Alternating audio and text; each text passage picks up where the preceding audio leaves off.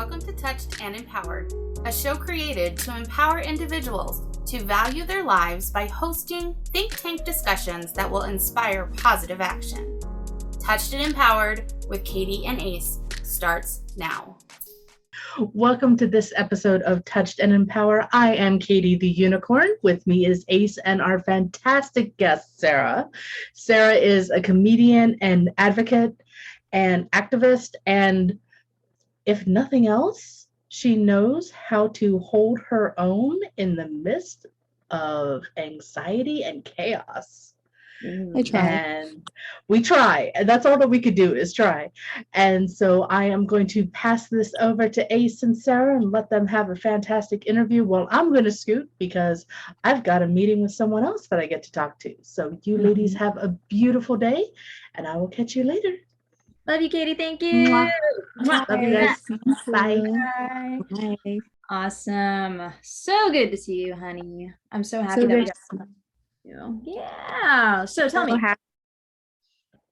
Yeah, and it's funny because like Katie, Sarah and I have been working on somehow collaborating together some way, shape, or form. We see each other almost every week, and now we finally get to interview her. So I love how Katie gave you that wonderful impromptu intro about your anxiety level and how you utilize or hold it together when you're going through being a comedian, going through this writer's strike, which is insane. It is such a hot topic right now, how essentially, I think you mentioned Variety, right? Mentioned that it's just going to bleed the industry dry and like some resolution comes to a conclusion. Tell me how you're fighting through and challenging that adversity. So it's interesting because my day job is in reality television, which has also been affected, which you wouldn't think that it would be affected by it. I don't know the specific details as to why, but it's not just writers, it's everyone. It's actors, it's crew, it's post, it's development, it's people in scripted and unscripted. We're all kind of struggling to make ends meet right now, and it doesn't seem like this is going to end anytime soon.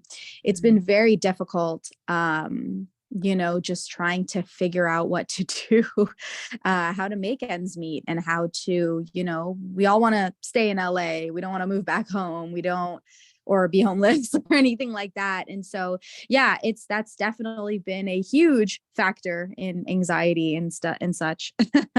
Yeah, but Sarah, I know you to be a fighter and you push through anything. And if something needs to get done, you get it done. And I've seen it happen almost miraculously, which is incredible. You've been in comedy for what, 7 years now? How is... Yeah. 7.5 years. Yeah. Wow. So if anybody knows the comedian track, it's like, as long as you keep going and get better for a good 10 years, you can really make it. And Sarah, right? You are literally more than halfway there to, like, I think honestly, the fact that you have the diligence to keep going, you've made it in my eyes, and then you're only going to do bigger and better things.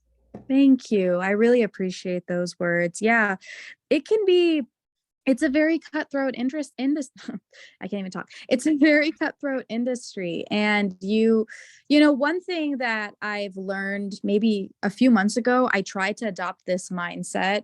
It sometimes gets hard, but as long as you're going forward and going in motion, then opportunities will come your way. Don't just, we all love a good cry. Trust me.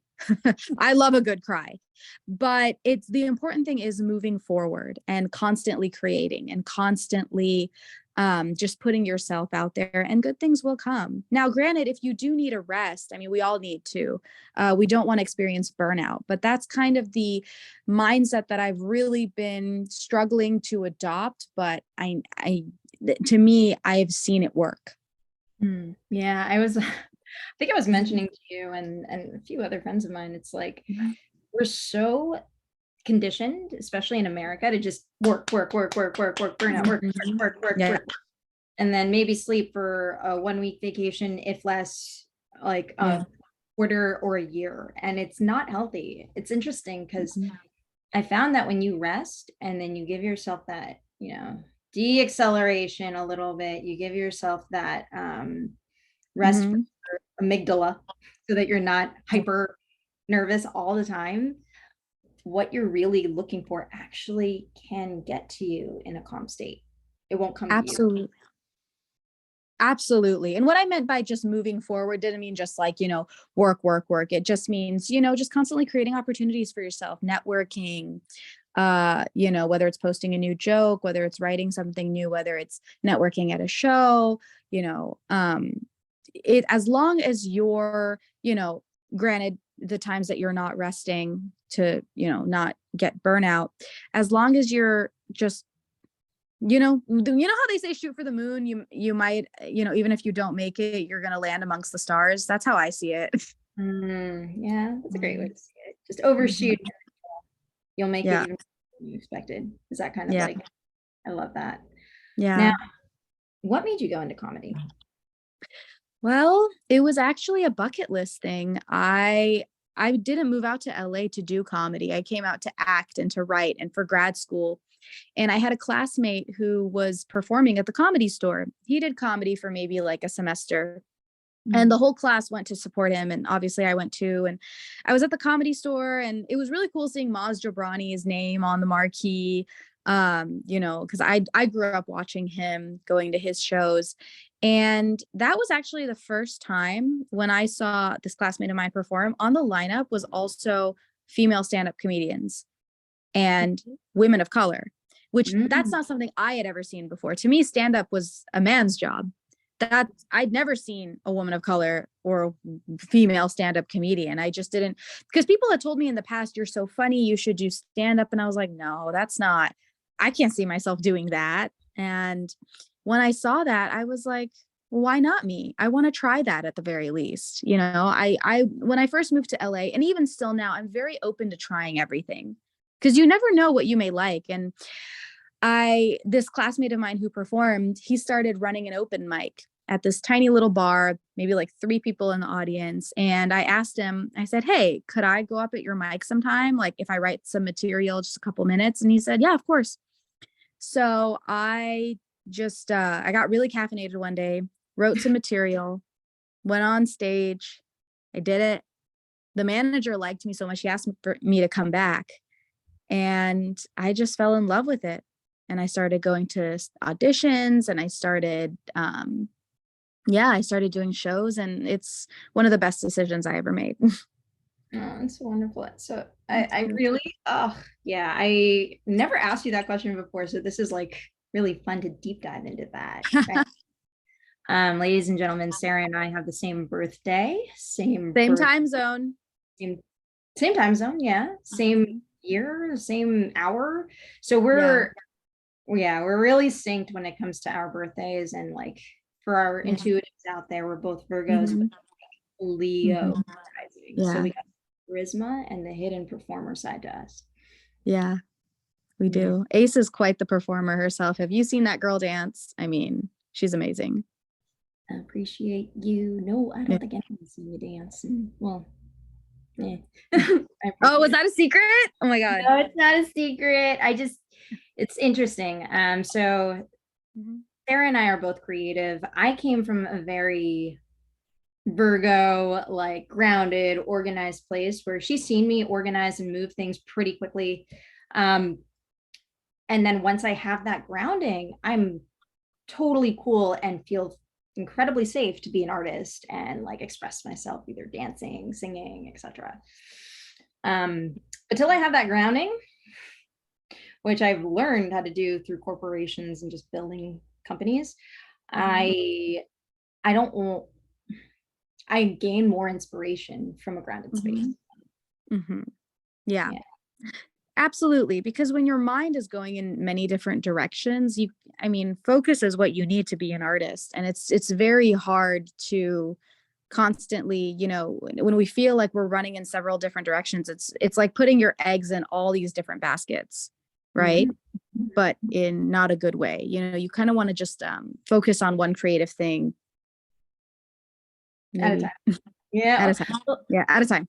So there's so many different types of creativity, like creative processes. I read the book, I think, I don't remember the book, but there was like process or some type of creative process that somebody developed, put into a book. We'll reference it eventually, probably on the link to this podcast.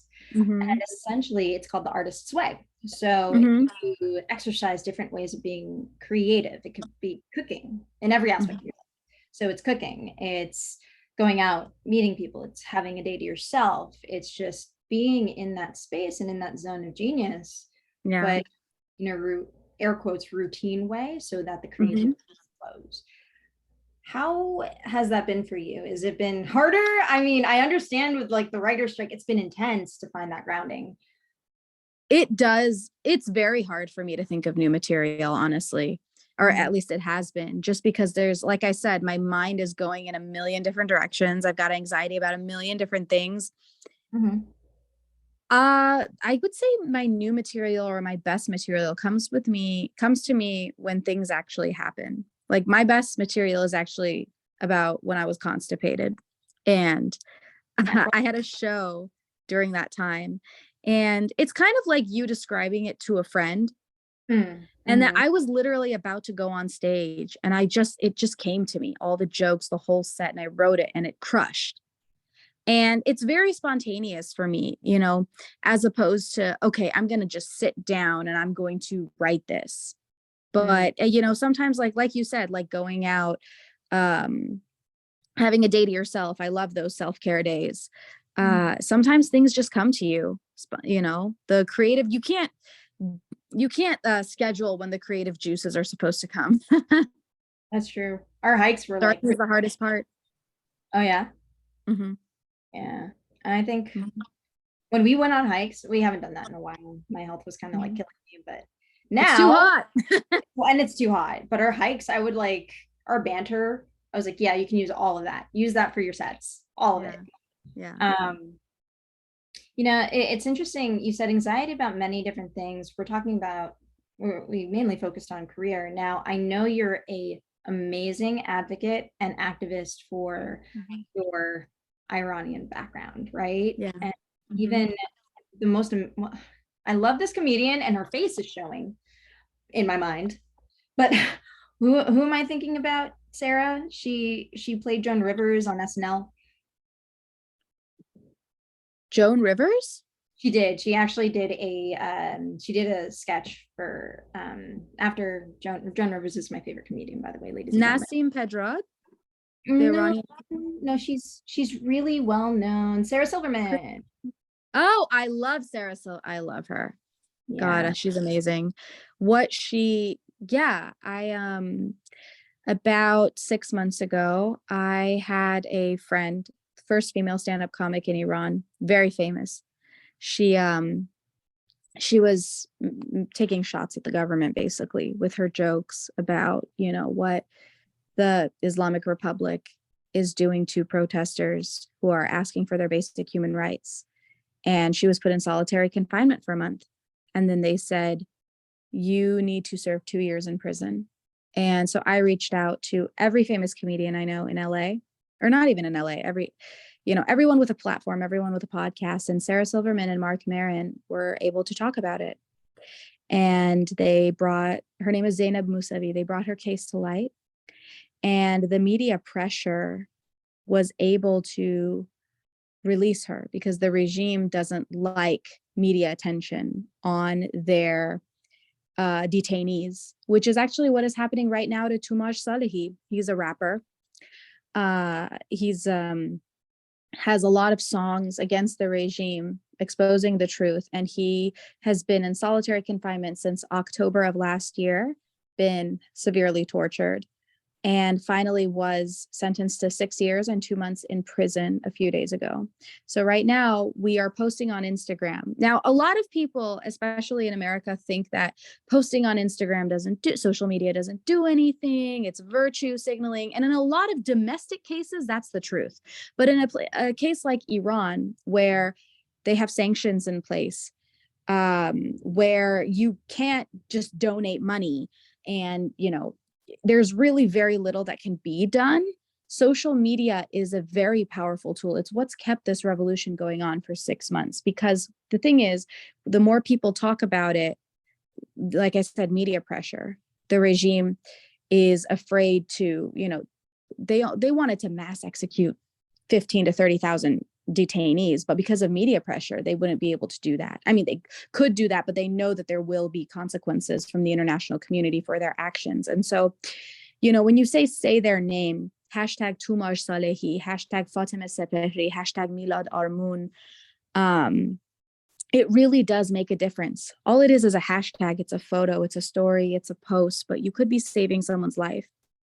Oh, wow. Thank you for sharing. Of course. I loved how you just expressed how important it is, because it really is a big mission. I think a lot of people hear it's like, oh, the TikTok influencers, this on the fun stuff. If the algorithm gears your social media towards the fun stuff, then yes, you will see only the fun stuff. But for international press, news, marketing, strange stories that you wouldn't know existed, the fact that it's public, yes, it does save people's lives more so than anything. It does. I mean, and the regime has committed a lot of crimes. It did decades ago when there was no social media. But, a lot of people rag on social media, and there are a lot of negative effects of social media. But I've always seen it as a positive thing, as a performer and as an activist, because, you're getting information out there. You're connecting people. It's incredibly important. It definitely plays into my anxiety, because now I can be identified though as an activist. I mean, I love Iran. Everyone that I love is in Iran. All my family's in Iran. I go to Iran every year. I don't know if I can do that anymore, but it's just such a, it's very difficult, honestly, to recognize one's privilege and actually follow through with that. There are so many Iranians fighting barehanded for something that I easily take for granted here. And it's almost like we owe it to them to be their voice. I love that you say that. I remember a while back, I think I got really passionate about the subject that you mentioned, right? And it just, so in my opinion, right, I got into entertainment and media through I got the opportunity to interview, by the way. I didn't get the opportunity because of my diversity background, not because I was when I was at NBC Universal, I made quota as a intern, right? Then I interviewed twice as hard to get into the NBC Universal Page program. I even have a witness who is another NBC Page with me. And when I got in, I started realizing like what privilege really was. It is the fact that you're respected, or you have some type of voice or authority. I'm not saying authoritarian, but I'm saying authority voice. Like you have a respected, reverent voice in the media. It is you have peers that acknowledge and trust what you can say, because they've seen your integrity, right? And here in America, we have that. We do. And, obviously there are, there's the intricacies of, being a person of color as opposed to white and female and male. But, you've been to the Philippines, I've been to Iran. We also tend to see, when you look at it on a global scale, we really are privileged than most of the world. I mean, it's hard to even say the word privilege, because it's like not getting murdered for expressing your opinion is a basic human right, not a privilege, right? But yeah, hopefully every country in the world one day has a fair shot at the life they deserve. And so I support that vision. I agree with that entirely. Yes. I spoke to Neil Strauss once, right? And if anybody knows who Neil Strauss is the writer of The Game and The Truth. So The Game was a pickup artist book that I actually read out of self-defense. Read it to like make sure I wouldn't get manipulated by men. And then throughout the book, he goes to this self-discovery and realizes that that's not the best way to live. Then he talks about the truth, and it's a healing book about relationships and having a better life. The thing about what he does with his privilege, and this is how I love to extend that, It's you bring people with you. You show people, all right, this is what you can do once you receive that type of respect, and then you're a voice and you can advocate for others. He took 5 other writers, including myself, to a dinner every month, and he actually discussed, what are we going to do about privilege? How are we going to define it? What is it? And I, at the time, was a little arrogant and too young to really understand it, because I didn't understand privilege until I found out that my voice did make a difference. And that came more after I realized, like, once you really build your integrity, as Sarah has. Thank you. You're welcome. You You can fight for others, and you've been given that opportunity, in my opinion, because you can handle it. 1, 2, you are definitely protected by the people around you as long as you courageously speak for the truth. And 3, you have alliances with friends such as myself and others, Sarah. Like, I think Sarah understands my political relationships to the T, where I really think that she does need to speak the truth about this so that others can feel free to be themselves in America and across the globe without having to fear for their lives. Yeah. And I feel that way, you know, internationally, because in the Philippines, there's the same thing. In America, it's the same thing. In middle school, sometimes it's even the same thing. But with that being said, social media can be either a, like you said, a blessing or a curse. It depends on how you use it. 100%. Yeah. Like most things in this world. Yeah. How's your anxiety level today? Pretty good, because I went to the gym this morning, and I've noticed I really gotta try to sweat one out in the morning, and it at least helps. Yeah, it's, you know, it comes and it goes, and it's just, it's a constant, I don't want to say battle, it's a constant journey on learning how to deal with it, and learning how to take care of yourself, and how to be in the correct mindset, and how to move forward and not think about, you know, for example, actually last night, I hate this word so much, I got a little triggered because I saw on Twitter someone who, you know, he'd had an altercation with the police, and he was injured in a way that he needed 24-hour round the clock care. Now, he'd won $20 million from the settlement, but, you know, just obviously paralysis and all that. And it triggered me, because a few months ago, I was almost in a very scary car accident, and it was raining really, really super hard. And I'd asked my friend if he was okay to drive. But in the back of my mind, I knew he drove kind of recklessly, and it's been tough to forgive myself for getting in that car. You know, thank goodness nothing happened, but just like, you know, it just was giving me all of these scenarios in my mind, like, what if that was me, etc. And yeah, you know, and so it's like, it's not necessarily even just anxiety about the future, it's anxiety about the past for me as well. So yeah, I think that's a lot, right? Like, and it's not just you, it's very natural. Especially during the pandemic, a lot of people are going through these different ways of processing their memories, and some people aren't handling it well. Hence why, you know, that's a perfect segue. But essentially, the Teen Suicide Prevention Society has been one of those ways where we can actually prevent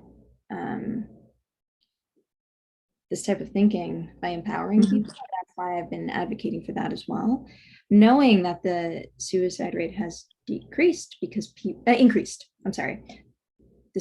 Knowing that the suicide rate has increased. Yeah. Because people can't handle the memories of the past, the trauma, and then they're scared for their futures. So the insight that you're giving is very helpful to a lot of people today, including those who also suffer from anxiety.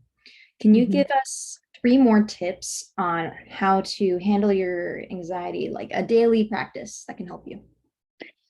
So for me, I've been trying to limit my social media use. Now, as a performer, I have to use social media. As an activist, I have to use social media. But as far as scrolling and looking at what everyone else is doing and, just feeling inadequate, whether it be my body, whether it be my success, whether it be feeling helpless about what is going on in the world. I mean, setting a time limit for social media. Instagram actually has a built-in time limit that you can use if you want to do 5 minutes a day, 20 minutes a day, and it'll just give you a warning or it'll give you a notification when you've exceeded that limit. I did not know that. And that's great. Yeah. Yeah.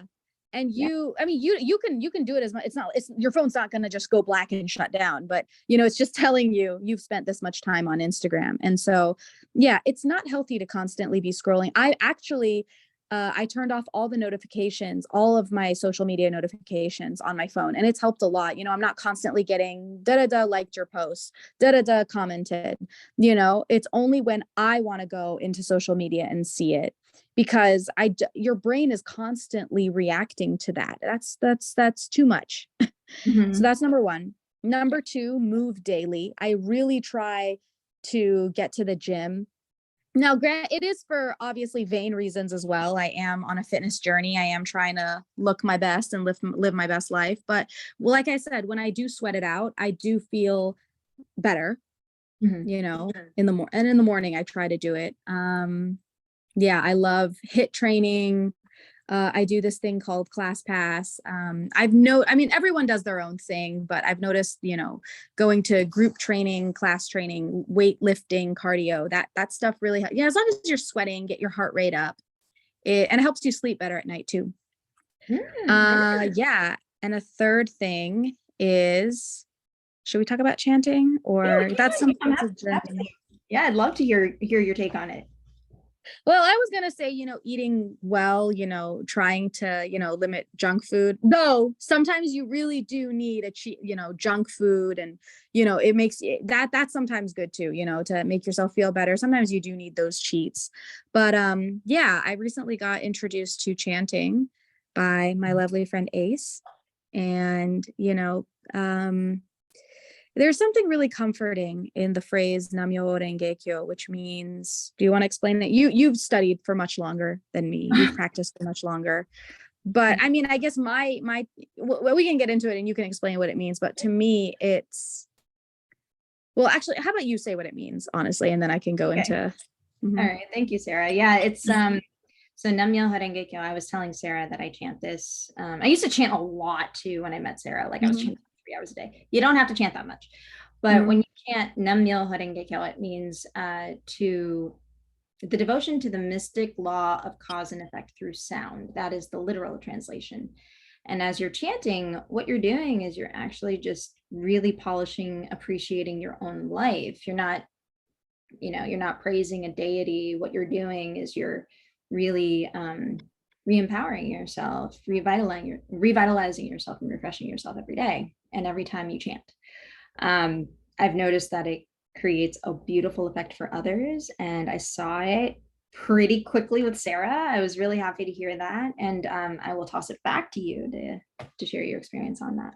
Yeah, I remember when you first introduced me to it a couple of years ago, you did say, I believe you said something about how it also means anything can happen or anything is possible in a way. Like, yeah, something like that. I think I mentioned our mentor, Daisaku Ikeda, who is the president of SGI International, or like Soka Gakkai International.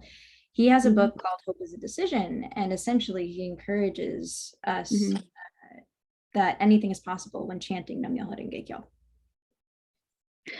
So it almost puts you in the mindset that, it's almost like you're creating this positivity. Every human being has the potential to be happy. It's almost like a meditation practice, because I'm going to be real with you. I can't do meditation where I'm just sitting there quietly and can't touch my phone or anything and I hate meditation music. It makes me want to punch a bigger hole into the wall. So, is definitely, I prefer a meditation through sound. Mm. And yeah. Mhm. Yeah, I loved it. So yeah, It's grounding. It's very grounding. It's like Mhm. active meditation. And Mhm. there is a difference. Like a lot of people find chanting to be, and we're going into this topic, which is kind of fun, but Mhm. it helps with anxiety a lot. I've Mhm. met so many people who've actually broken through general anxiety disorder just by chanting Nam Myoho Renge Kyo. Mhm. Yeah. As well as like connecting to somebody who Mhm. understands it, finding the source to really, SG has a great source for you to learn more about it. Even Tina Turner came out with a book about it, rest in peace. But Mhm. it is wonderful. And I remember Sarah like saying that she struggled with anxiety and that she was struggling with certain things. And I remember just saying, hey, I did too, try this. Yeah. I mean, it does help. Yeah, I'm very, very, very new to the practice. So there's not a whole lot I can comment on it, but I will say that it is a form of meditation. Yeah. So, and I like it. I appreciate it a lot. And yeah. Yeah. Because it's a form of active meditation, 100%. And just to give people a bit of a distinction so that it helps. I don't know who's listening and if this will help you, but when you're meditating, you're clearing your thoughts. Yeah. You're purifying your thoughts. Mm-hmm. Yeah, absolutely. Yeah. Yeah. I mean, have you tried regular meditation? Yeah, so I was training to be a Taekwondo martial artist when I was really young. And I think the goal was to even go to the Olympics before I was like 13. So in order to receive your black belt, you needed to do an hour of meditation, an hour and a half of meditation. I remember sitting there and just in silence, waiting to leave the room as I heard kids crying around me because they wanted to leave the room. I was just like, what is this? And it's different. There's all different types of meditation. There is like apparently like guided meditations you can find on YouTube, things of that nature. I never took to it, but I respect the people that do. And if it helps you, look, it helps you. Yeah. But I definitely love the chanting aspect. And, it's like a constant reminder of the law of positivity. So it's not the law. You know what I mean? What you were saying. Mm-hmm. Yeah, I see what you're saying. So like in regards to positivity, when I think positivity, I'm not thinking toxic positivity. I'm not thinking toxic positivity. Yeah. When I think about like the constant reminder of like you can choose hope, you can hope to transform the situation, you can hope to understand like this might be crappy now, but there's something there that can change the course of what you're going through. This can change you being stuck. You're doing what you can with what you have where you are. Exactly. It's very practical, very grounded. It's not like woo, something is going to come and I'm going to get $50,000 because of lucky chance. No, that's not exactly. Have you tried not fucking worrying about it? Like yeah, that shit. Like yeah. All right. So as much as that, all right, we can be honest on this podcast, which is great. We can go a little bit over the next 30 minutes. Let's be really honest. That like, hey, you know how annoying that is to hear? Like, it's gonna be okay. I mean, don't get me wrong. This morning I was kind of like, I was tired. I was dropping off the boo at the airport, right? It's 5 a.m. Yeah. He sees me yawning and I'm just like, are you tired? I'm like, I'm waking up. That wasn't toxic positivity in my book, but some people can think of it. If you're like actually really tired and you need to rest, don't ignore needs. Yeah. Toxic positivity can be the biggest driver towards anxiety because you're neglecting your needs and your body knows it. Your mind knows it. Yeah. And your mind understands acknowledging what needs to be taken care of. Yeah. Absolutely. Yeah. You're right. Yeah. It's really changed my life being, introduced to this mindset and this practice. I really like that mental health is also becoming so destigmatized with this generation too. Yeah. Remember back when people thought only crazy people went to therapy? Yeah. That was what, 4 years ago? 5 years ago? Yeah. Seriously. Did I ever, like, I know this is about you, Sarah, but I Mhm. want to mention, remember, I told you, so I kind of figured out the Instagram algorithm in a way where I could send messages to people that were Mhm. suffering from mental illness, but in a safe way so that they wouldn't be stigmatized. Mhm. And then they could grow and feel nourished, to feel more healthy. Because if you seek the help for that type of Mhm.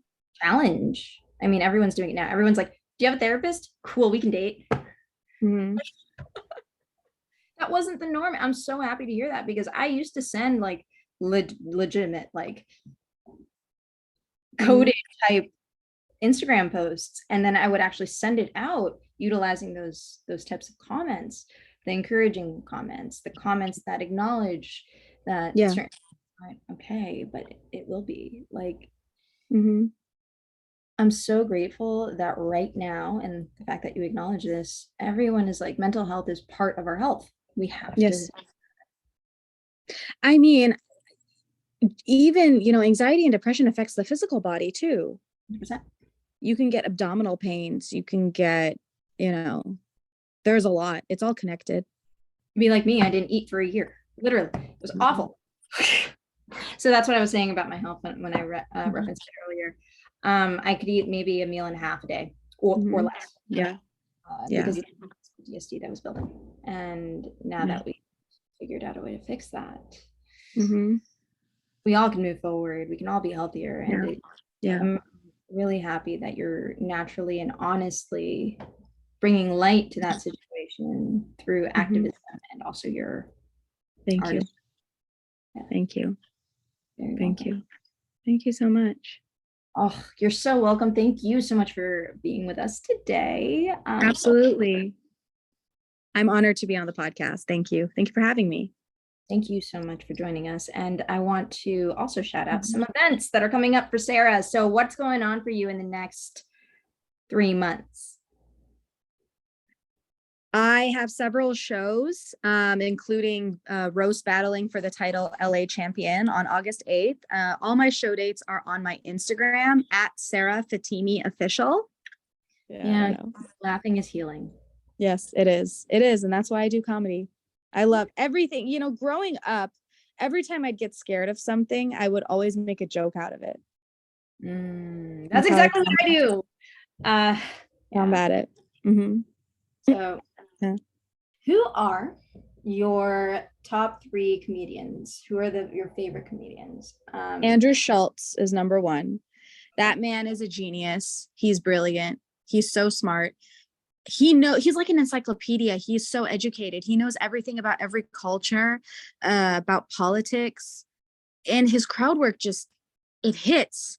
I mean, this is what he was made for. I love Nikki Glaser. I love her energy. I love the way she carries herself. I like comedians who are more energetic as opposed to deadpan. And then of course Sarah Silverman, her activism and her comedy. I started watching actually Sarah Silverman. Sarah Silverman was like, I think maybe one of the first female comics I saw on TV. And I love how both her and Nikki and even Andrew Schultz, they all have a little bit of a roast undertone, which, we only roast the ones we love. I love roast battle. I love, roast comedy. So. That's great. No, that's really great. I think I'm excited for Sarah because she is really good at roasting people. Thanks. That impromptu way. Not everyone has that. And I love that you mentioned Andrew Schultz and his intelligence and like just how he's so educated. Because when I went to go see Sarah, I kid you not, ladies and gentlemen, I wasn't expecting her jokes to be so smart. Like they were layered. They were brilliant. I came with one person wasn't a New Yorker, but two other New Yorkers, and we're sitting there listening to her set. And one of them is a partner at Capital Group. Another one is building a cloud. These are like people that are very neuro, not divergent, neuro stimulated, essentially. And Sarah's jokes were just like well layered, very smart. Like it's the crowd that it's the type of set that you would bring to Harvard and people would love it. Like I love it. Thank you. Thank you. So with that being said, thank you so much, Sarah, for joining us. And where can we find you? How can we support you? Instagram at Sarah Fatemi Official, Twitter at Sarah Key June, TikTok at Sarah Fatemi. Follow me, DM me, give me a shout out, post, Yeah, is there any, I guess Threads. I haven't made one yet, but I will. And then you can just search my name. I still don't completely get it, but hey, you know what? Like I said, you got to put yourself out there any way you can. Oh, I love that. And for the fans out there, what I want to do for Sarah is if you do happen to be in the city that she's performing, message either DM me or DM Sarah and let us know. Let's see if we can get you some tickets. Right? Yeah. Hell yeah. Give us a shout out when you can. And I hope you guys can really enjoy her sets, what she can do and what she offers moving forward. She's such an incredible human and I'm so happy to have her here. Thank you, everyone. Thank you so much. Thank you. Bye. Thank you. Thank you for joining us. We hope that the discussion today will inspire you to take positive action in your life. Until next week, be empowered.